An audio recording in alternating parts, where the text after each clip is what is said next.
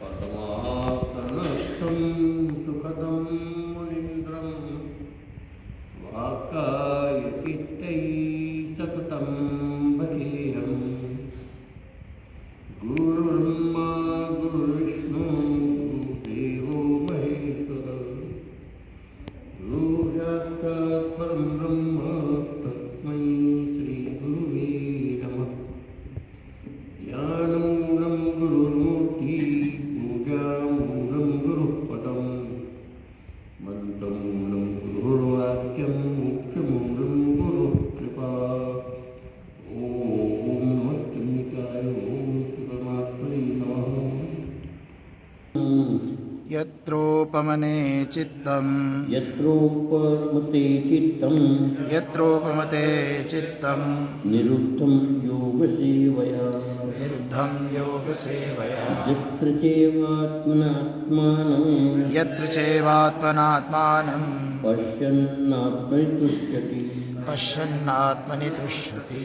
सुखमात्यन्तिकं यत् सुखम् आत्यन्तिकं यत् बुद्धिग्राह्यमतीन्द्रियं बुद्धिग्राह्यमतीन्द्रियं वेत्ति यत्र न चैवायम् इति यत्र न चैवायं स्थितश्चरति तत्त्वतो सिद्धश्चरति तत्त्वतः।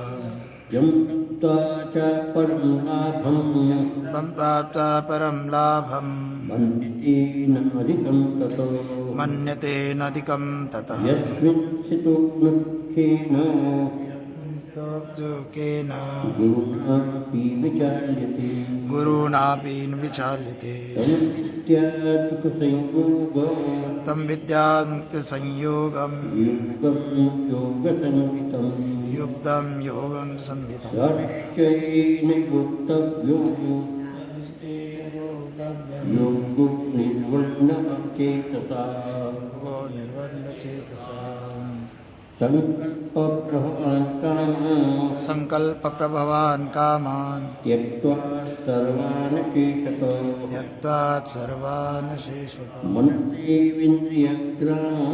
मनसेविन्द्रियग्रामं नियम्य समाहितः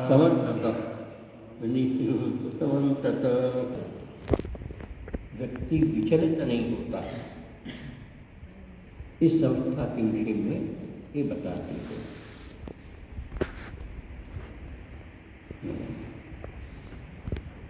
यम तत्त्वा परम लाभम मन्यते नाधिकं ततः यस्मिन् स्थितो न दुःखेन गुरुणापि विचाल्यते। सीधा सा अर्थ है कि यम लब्ध्वा जिस तत्व को प्राप्त करने के बाद जो प्राप्त हुआ है उसके बाद अधिकम ततः न किंचित उससे अधिक संसार में कुछ भी प्राप्त नहीं हो सकता। यानी कि जिस चीज को जिस आनंद को हम प्राप्त करते हैं उसके बाद किसी भी प्रकार का कोई आनंद उसके मुकाबले नहीं होता है। यस्मिन् स्थितो न दुःखेन जिसके अंदर स्थित होकर उस परमानंद के अंदर स्थित होकर के जब व्यक्ति रहता है तो गुरुणापि दुःखे न विचारती। चाहे कितना ही दुख हो जाए कितना ही कष्ट हो जाए कितनी विपत्ति आ जाए इसमें विचलित नहीं होता है।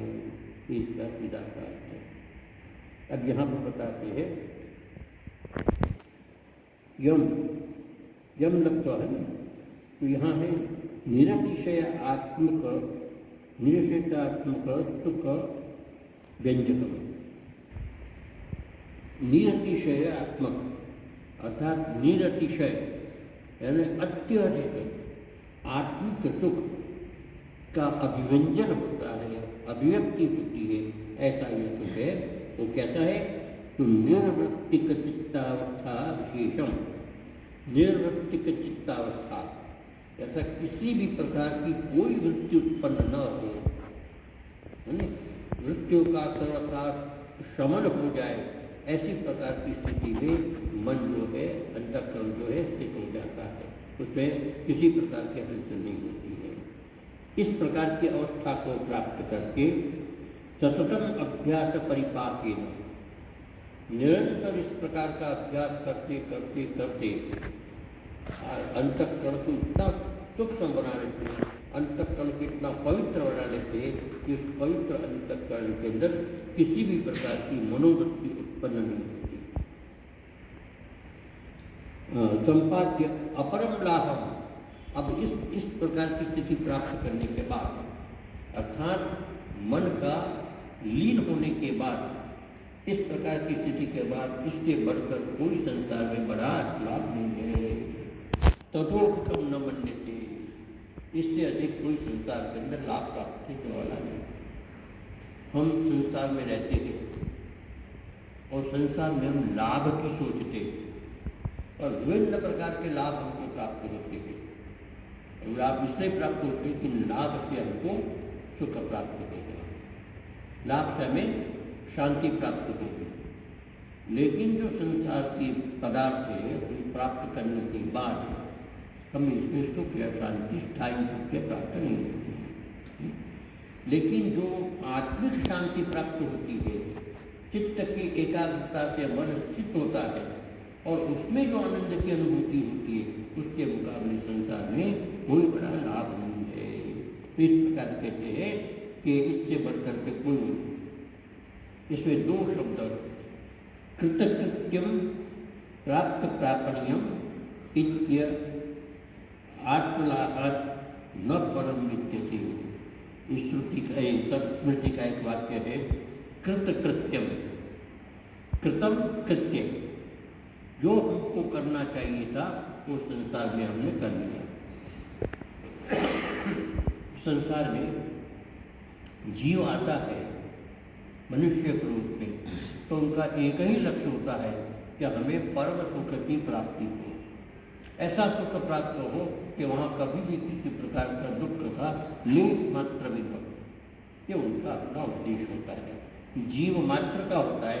लेकिन मनुष्य में इस बात का, मनुष्य में ये स्वरूप जो है अत्यधिक स्पष्ट होता है। हम सब लोग प्रयत्न करते हैं, किसलिए करते हैं? जितने भी प्रयत्न करते हैं, जितने भी हम साधन जुटाते हैं, वो साधन के पीछे एक ही बात है कि हमें परम शांति और परम सुख प्राप्त हो।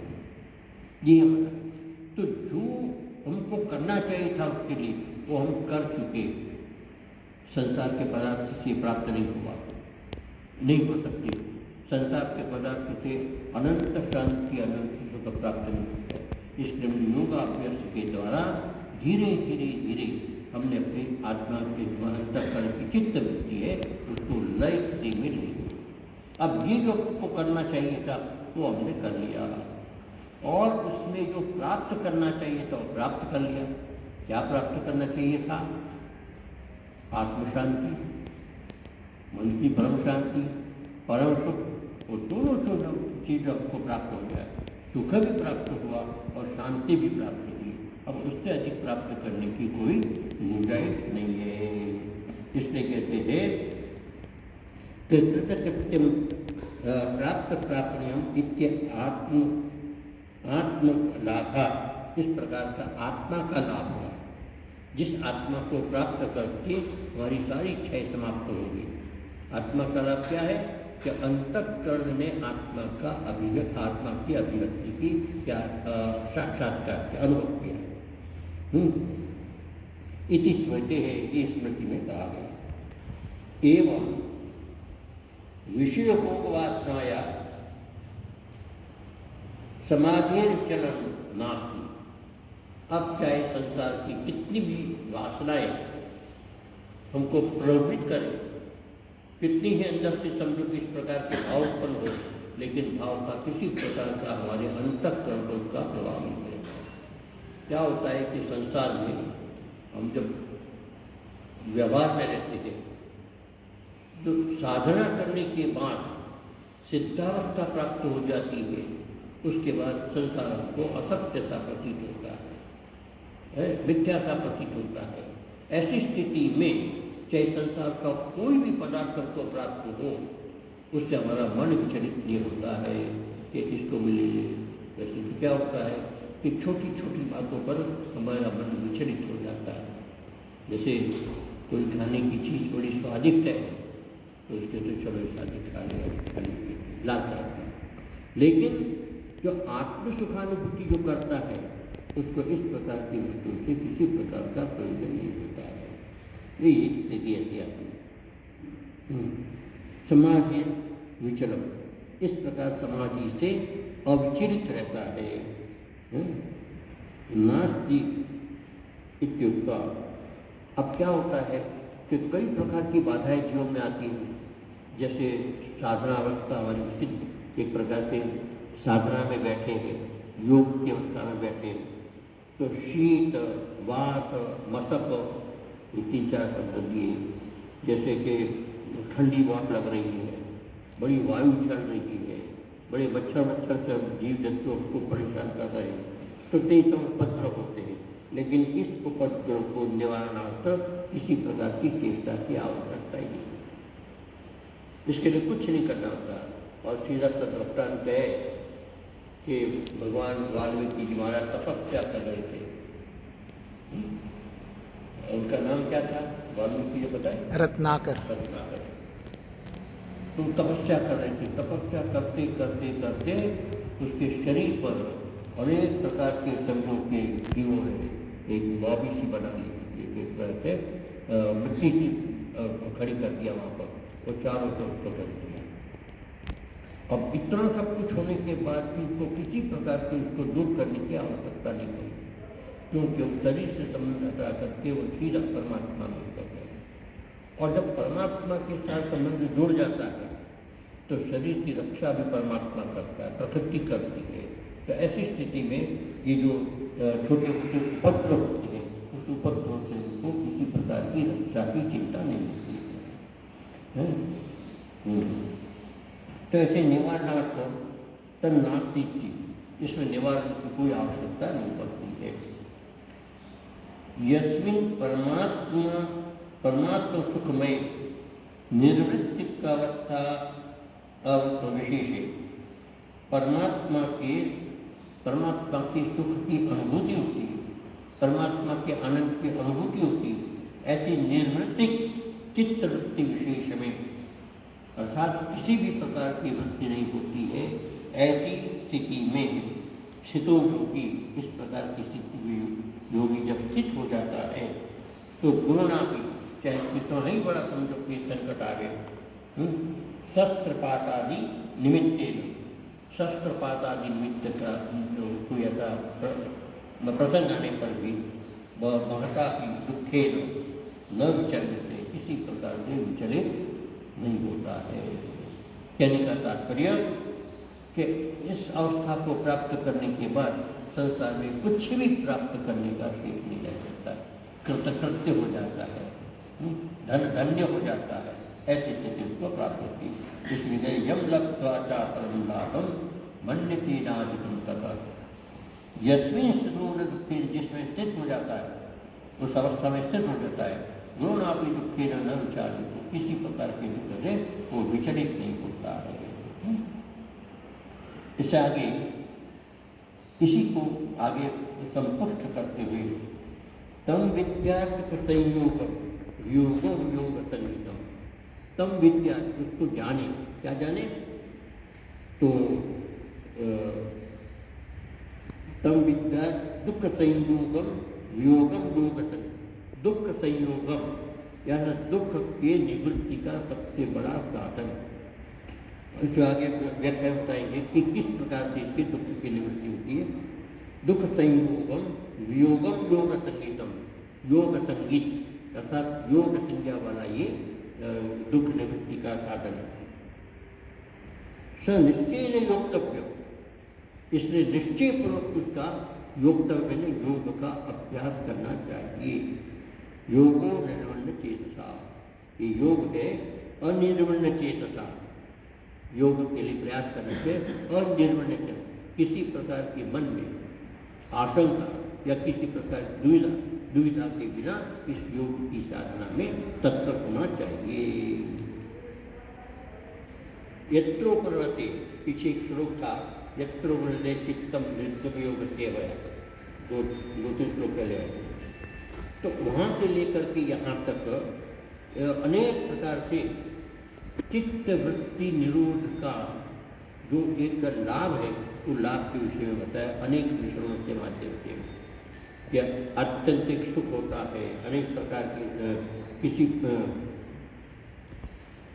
पितृवते नृत्यम योग सेवा यत्र च आत्मनात्मनम कश्चनात्मनि तुष्यति सुखम आत्यंतिकम, अत्यंत सुख प्राप्त होता है।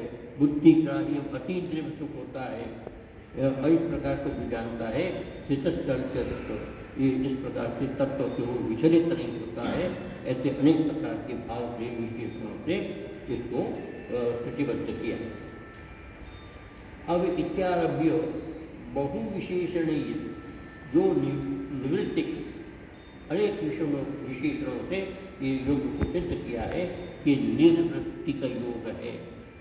ये निर्वृत्ति मैंने किसी प्रकार की वृत्ति यहाँ पर नहीं होती है, ऐसे योग।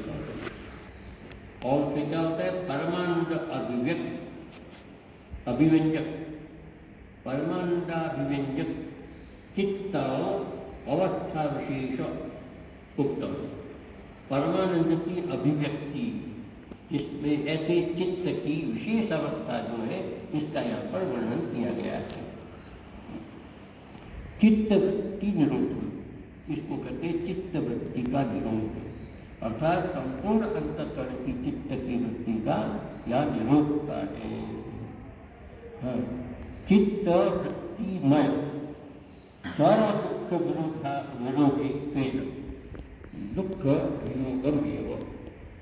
यहाँ एक बात है, एक नकारात्मकता से बताया कि चित्त वृत्तिमय, एक होता है चित्तवृत्ति लय और एक होता है चित्तवृत्तिमय। अंतर है कुछ? क्या अंतर है? चित्तवृत्ति निरोध या चित्तवृत्ति लय या चित्त की वृत्ति लय को प्राप्त है, और एक होता है चित्तवृत्तिमय, अर्थात चित्त की वृत्तियों को सक्रिय होना है। तो ऐसी चित्त की वृत्तियों से सक्रिय दुख, सर्व दुख, सब प्रकार के दुख इसके अंदर होते हैं।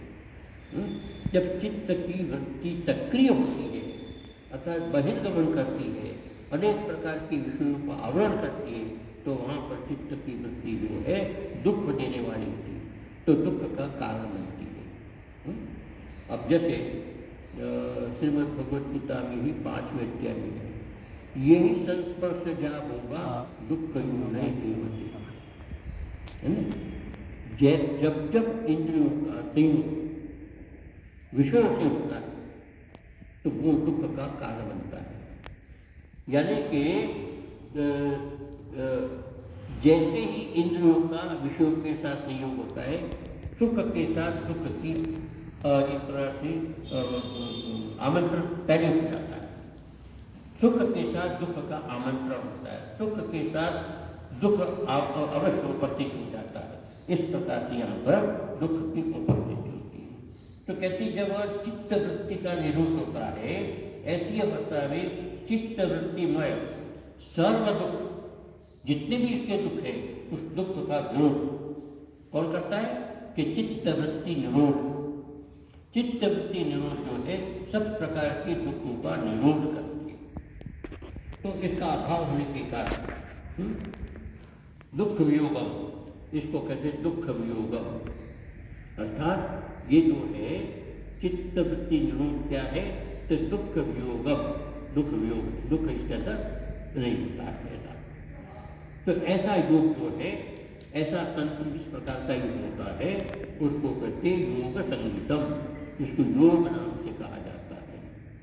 अब यहाँ पर उसको योग कहा है, योग में जो है इसमें योग कहा है, तम विद्या संयोगम वियोगम योग संगीतम, वियोगम योग संगीतम।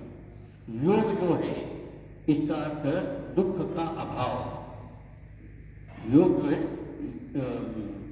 योग का मतलब होता है कि विशेष योग, विशेष योग, इस प्रकार की यह शब्द दिया है।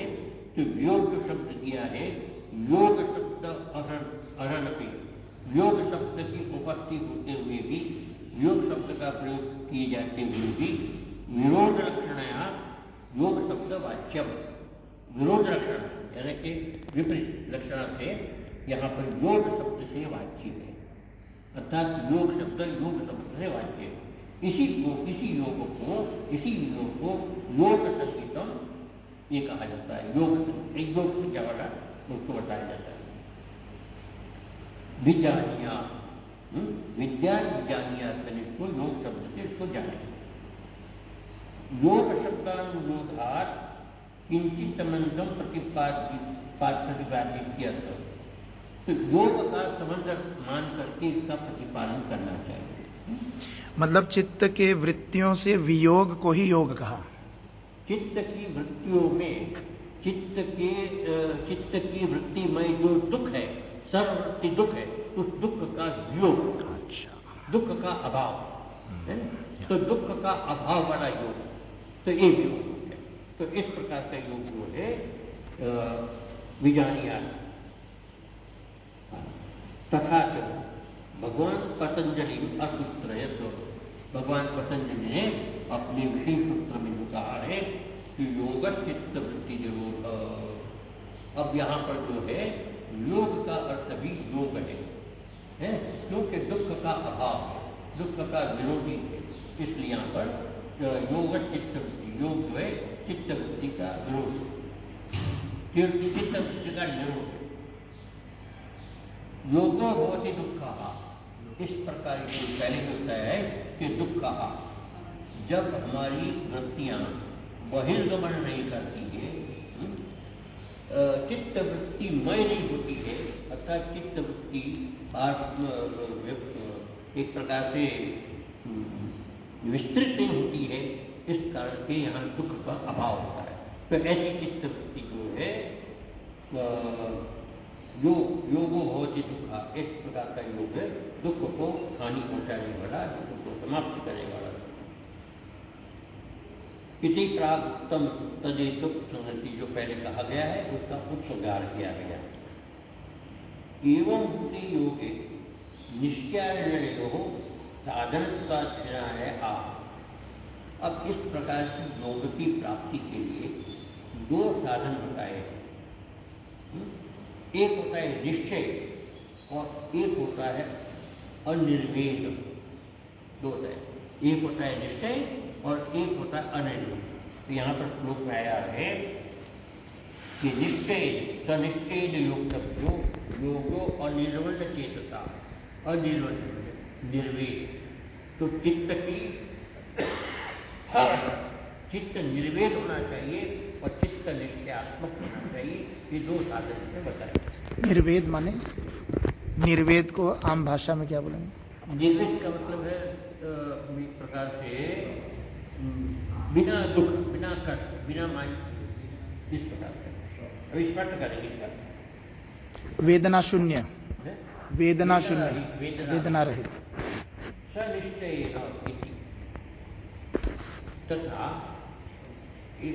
यथोक्त फलो योगो, जिस प्रकार का फल का दर्शन कराया है, जिस प्रकार का फल बताया गया है, ऐसा योग जो है निश्चय पूर्वक अपने अंदर धारण करना चाहिए। और उसमें क्या होता है कि शास्त्र आचार्य वचनार्थ तात्पर्य अर्थो विषयार्थो, शास्त्र कहता है कि योग का यह स्वरूप है, आचार्य कहते हैं योग का यह स्वरूप है, शास्त्र और आचार्य दोनों कहते हैं योग इस प्रकार से उसको प्राप्त किया जा सकता है और निश्चित रूप से प्राप्त होता है, ये उनको आश्वासन देता है शिष्य और शास्त्र, आचार्य और शास्त्र।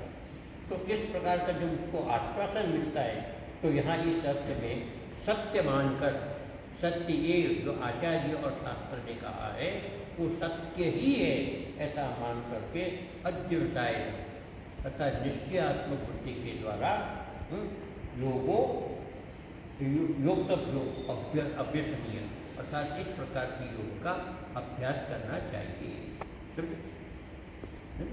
तो शास्त्र एक होता है निश्चय, निश्चय किसे होगा कि शास्त्र और आचार्य के माध्यम से, जो अनुभवी आचार्य है उस चित्त का है और जो शास्त्र प्रामाणिक है उसको शास्त्र के माध्यम से, ये दोनों के माध्यम से योग के विषय में निश्चय करना चाहिए कि ऐसा करने के बाद इस प्रकार का फल निश्चित रूप से मुझे मिलेगा है। इसमें किसी प्रकार का संदेह नहीं होना चाहिए। अनिर्वृण्ण चेतसा, साथ में अनिर्वृण्ण चेतसा, अनिर्वृण्ण चेतसा का है एतावता भी मन में कभी कभी विचार आता है कि हम योग करते करते इतना समय बीत गया है, एतावता कार्यनापि योगो न सिद्ध, योग की सिद्धि नहीं हुई, इतने वर्ष हो गया, सारा जीवन हमारा बीत गया, योग की सिद्धि नहीं हुई, अब क्या होगा? ऐसा निराश नहीं होना चाहिए। हिम्मत और करो, इससे बढ़कर के कष्ट क्या है? इस प्रकार की मन में आशंका होती है, इस प्रकार का निर्वेद यानी कि इस प्रकार की अनुभूति होती है, तो उस अनुभूति को इस रूप में निर्वेद होना चाहिए, है ना? वेदना नहीं होनी चाहिए, संताप नहीं होना चाहिए। इस प्रकार से योग का निश्चय करना चाहिए। अब इसमें अंतरे वा शेषसी, ये निश्चय होना चाहिए कि मान लो कि हम पूरा जीवन साधना करते करते जीवन समाप्त हो गया और योग की प्राप्ति नहीं हुई, तो कहते हैं कि इस जन्म में नहीं तो अगले जन्म में भी।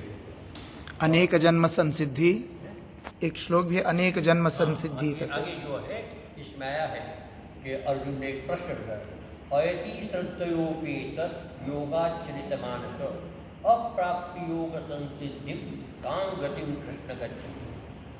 अर्जुन ने भगवान से प्रश्न किया कि अयति श्रद्धयोपेत, तथा से उत्तर श्रद्धयोपेत योगाचलितमान, जिसका योग से मन चलितमय हो गया, अर्थात योग की अप्राप्त योग संसिद्धि, योग की संसिद्धि प्राप्त न होने पर काम गतिम कृष्ण, ऐसे व्यक्ति की क्या गति हो?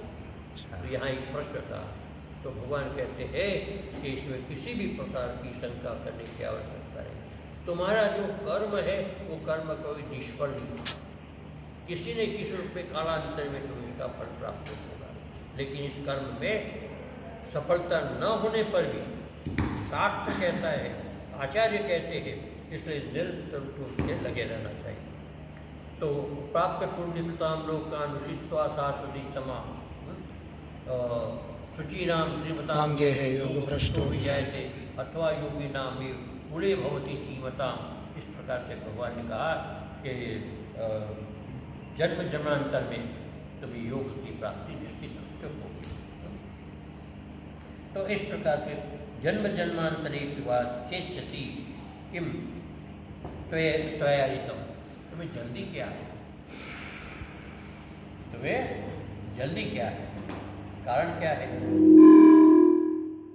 क्या हम लोगों के जीवन में हम समझते हैं कि इस जन्म में हम योग की साधना कर रहे हैं और हमारे कितने जन्म बीत गए? कितने जन्म बीत गए? लाखों जन्म बीत गए। बहुने में व्यतीतानि, लाखों जन्म में हमने कभी इस प्रकार की चिंता नहीं की क्या होगा, तो इस जन्म में चिंता करने की क्या आवश्यकता है? लाख के साथ 1 लाख 2 3 4 5 वर्ष हो जाए, 5 जन्म हो जाए, तो निरंतर हम करते रहेंगे। तो कहते तुम्हें जल्दीबाजी करने की जरूरत नहीं, तुम्हें तो केवल योग के मार्ग में ही चलना है, निरंतर चलना है, और जहाँ से तुम योग छोड़ोगे वहाँ से तुम्हारा योग प्रारंभ होगा। अब जैसे हम भी पुस्तक पढ़ते हैं, तो पुस्तक पढ़ते पढ़ते अक्सर लोगों की वो रहती आदत कि छाती पर पुस्तक सो जाते, नींद आ गई पुस्तक हो गए, तो पुस्तक एक तरफ रह गई। सुबह में जब उठते हैं तो पुस्तक प्रारंभ से शुरू करते हैं, जहाँ समाप्त किए थे, जहाँ से हमने छोड़ा होता है वहाँ से या एक आध पेज पीछे से हम उसको शुरू करते और आगे बढ़ते। तो उसी प्रकार से जहाँ से योग की साधना हमने छोड़ी है, मृत्यु के बाद उसके बाद फिर समझो कि वहीं से साधना प्रारंभ हो, और उस जन्म में नहीं हुआ तो अनेक जन्म संसिद्धि तो याद ही करा। तो इसलिए कहते तुम्हें निराश होने की आवश्यकता नहीं है, हताश होने, निर्वर्ण होने की जरूरत नहीं है, और निर्वर्ण निर्वेद होकर के तुम्हें योग का अभ्यास करना है। तो किम तुरायत की योग, तुम्हें जल्दीबाजी क्या है? तुम्हारा जीवन तो एक थोड़ा है, इस जीवन में जो पिछड़ा जो। अच्छा, एक बात और है कि जो साधना करता है, साधना करते करते करते यदि उसका जीवन समाप्त हो जाता है तो फिर 4 प्रकार की गति होती है। गति के विषय में सुना है? 4 प्रकार की गति होती है। गति किसको कहते हैं? गमन, सातत्य गमन, गति प्राप्ने, गति गति प्राप्ति, गति गमने, गति गमने, गति प्राप्ति। सातत्य गमन जो है गति है। तो यहाँ भगवान ने अर्जुन ने प्रश्न किया, काम गति कृष्ण गच्छति, किस गति को प्राप्त होता है? एक लक्षण ये इसके अंदर कि 5 प्रकार की गति होती है। 5 प्रकार की गति होती है जीव की। एक होती है अगति, एक होती है दुर्गति, एक होती है गति, सतगति, एक होती है सदगति, और एक होती है परम गति। 5 गति। तो काम गति में कृष्ण किस गति को प्राप्त होगा? तो यहाँ भगवान ने कहा कि गति को प्राप्त होगा, न तो अगति को प्राप्त होगा, न दुर्गति को प्राप्त होगा, न परम गति, सदगति को प्राप्त होगा। परम गति तो बाद में होना ही होगा, लेकिन गति को प्राप्त होगा। अब गति क्या है? पहली गति दुर्गति। अगति, अगति क्या है कि अत्यंत जीवन के अंदर पाप कर्म किए हो, अत्यंत, जैसे आतताई जिसको कहते हैं, उस आतताई की अगति होती, जैसे कि श्रीमद् भागवत में धुंधकारी के विषय में बताया अगति हो, और फिर गोकर्ण ने उसका उद्धार किया, ये अगति है। दुर्गति क्या है कि मनुष्य पाप करता है और इतना पाप करता है कि वो उसको उसका भोगने का अवसर नहीं मिलता है, पाप इकट्ठे हो जाते हैं। इस पाप को भोगने के लिए जो उसको गति मिलती है उसको कहते हैं दुर्गति। अब दुर्गति में कीड़ा मकोड़ा, पशु पक्षी कीट वगैरह बन जाता है, और वहाँ पर केवल और केवल दुख। हम देखते हैं कि जन्म में और मृत्यु में कितना कष्ट होता है। जन्म में भी कष्ट होता है, मृत्यु में भी कष्ट होता है। ये दोनों अनुभवात्मक है, हम जानते हैं कि मरना नहीं चाहता, जन्म लेता है, फिर जन्म में किस प्रकार से माँ के उदर में रहता है, ये भी हमको इस प्रकार। तो जन्म मृत्यु में बड़ा कष्ट है। अब जो जीव क्षण क्षण में जीता हो, क्षण क्षण में मरता हो, उसको कितना कष्ट होगा। जैसे मच्छर वगैरह है, कितने समय के लिए जीते, उत्पन्न होता है मरते, उत्पन्न होता है मरते, उत्पन्न। इसी प्रकार बहुत से जीव है संसार में, बार बार जन्म लेते, बार बार मृत्यु करते, एक दिन के अंदर न जाने कितने जन्म हो जाते हैं। तो इस प्रकार की दुख है, ये दुख इसलिए कहते हैं उसको दुर्गति। दुख भोगने के लिए जो गति होती है उसको दुर्गति कहते हैं। एक होती है सदगति, हमने बहुत पुण्य किया, यज्ञ किए, दान किए, पुण्य किया, सेवा की, सब कुछ किया, और हमारे मन के अंदर सुख की कामना से सब किया, जब फिर सुख मिले। अब वो सुख पूरा नहीं हो पाए और पुण्य का संचय हुआ। उस पुण्य के संचय के बाद हम जब मृत्यु होती है तो क्षणी पुण्य बढ़कर पैसे स्वर्ग में जाते हैं पुण्य भोगने के लिए। सदगति प्राप्त होती है, अर्थात स्वर्ग प्राप्त होता है, और स्वर्ग में जाकर के वहाँ पर अनेक प्रकार के सुख प्राप्त होते हैं। और सुख क्षीण होता है तो फिर पृथ्वी पर आकर के मनुष्य के रूप में जन्म लेता है, मनुष्य आदि किस रूप में जन्म लेता है, तो वह पृथ्वी पर आता है। तो इस प्रकार की ये सदगति का कहलाता है। फिर आता है गति, बीच का गति।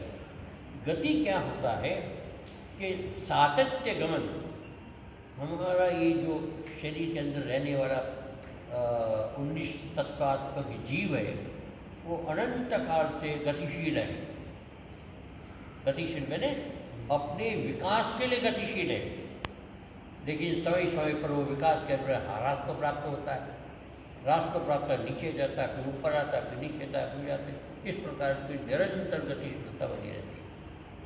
लेकिन जब जिस जन्म के अंदर साधना के अंदर पदार्पण करता है किसी विशेष अनुग्रह से, भगवान के अनुग्रह से, या समझो कि विशेष किसी संत महापुरुष के अनुग्रह से, गुरु कृपा से किसी साधना में प्रवृत्त होता है, तो साधना करते करते वो आगे बढ़ता है और साधना करते करते वो अपनी साधना पूरी नहीं होती, मृत्यु हो जाती है, फिर उसको दूसरा जन्म लेता है। तो जहाँ से साधना शुरू है वहाँ से फिर गतिशील होता है, फिर साधना करता है, साधना करता है, फिर उस जन्म में भी उसकी साधना पूरी नहीं होती है, मृत्यु को प्राप्त, फिर गतिशील होता है। तो ऐसे व्यक्ति को मनुष्य से मनुष्य का शरीर प्राप्त होता है। ऐसे जीव को जो साधनारत व्यक्ति है उसको मनुष्य से मनुष्य का शरीर प्राप्त होता है, उसको गति कहते हैं, इसको गति कहते हैं। तो ये जो गति है अनेक जन्म बार बार जन्म है। शुचीनाम श्रीमताम के योग भ्रष्टो विजायते। योग भ्रष्ट व्यक्ति शुचि मैंने पवित्र आत्मा के घर में, शुचीनाम श्रीमताम संपन्न परिवार के अंदर, श्रीमताम के योग भ्रष्टो विजायते, अथवा योगी नाम ही किसी योगी के घर में जन्म, अथवा युग नाम ये कुले भवती धीमताम किसी विद्वान के घर में जन्म लेता है, और जहाँ से उसने छोड़ा है अपना ये साधना वहाँ से फिर प्रारंभ करता है। तो मनुष्य से मनुष्य के जीवन में जा करके वो आगे से आगे गतिशील होता है। स्वामी जी, जो मनुष्य योनि है, कर्म केवल इसमें है ना? मतलब स्वर्ग नरक में तो कर्म नहीं है। इसके लिए मनुष्य योनि को मात्र कर्म योनि कहा है। अच्छा।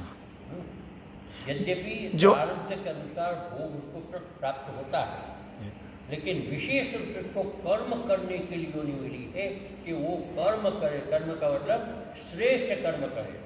कर्म में ये नहीं कि अनाचार विचार दुराचार करे, कर्म करे। कर्म में मोक्ष प्राप्ति के लिए, परमात्मा की प्राप्ति के लिए, अपने आत्मस्वरूप के ज्ञान के लिए कर्म करे। इस प्रकार की उनकी गति इसमें होनी चाहिए, ये गति से। तो इस प्रकार से गति प्राप्त होती है। तो मन से, हाँ, धैर्य युक्ति मनसा, इसलिए धैर्य और मन से धैर्य रखते हुए ये उसको साधना करनी चाहिए। योक्तव्य अर्थात साधना निरंतर उसको करते रहनी चाहिए। एक गौड़पादाचार्य ने एक वृत्ति दिया है, एक वाक्य दिया इसके अंदर, उच्चेक उदधेर यद्वत् कुशाग्रेणेक बिंदुना मनसो निग्रह तद्वत् भवेद अपरिकेदत। इसमें एक दृष्टांत दिया है कि एक सारा पूरी कहानी भी दिया है इसके अंदर। जब मधुसूदन सरस्वती ने इसमें पूरी कहानी दिया इसका, तो इसकी वाक्य का कितना महत्व है ये समझ में। और गौड़पादाचार्य की कारिका है, उसके आधार पर कार्य। एक पक्षी था, पक्षी का नाम तो आप लोगों को पता होगा शायद। वो समुद्र किनारे उसने अंडे दिए तो अंडे देकर किधर हुए, इतने में समुद्र की लहर आई और अंडे सारे को काट कर ले गए। और उसने देखा कि समुद्र उसका अंडा ले गए, और उसने निश्चय कर लिया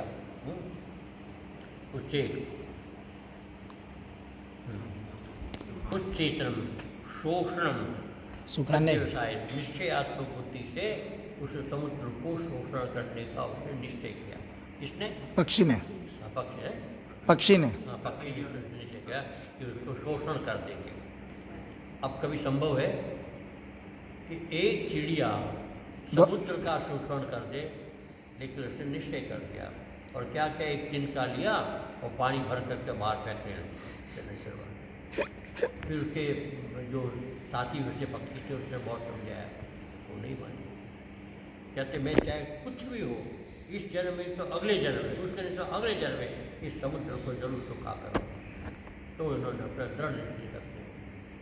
संयोगवश प्रारब्धवश एक बार नारद जी वहाँ आए अच्छा।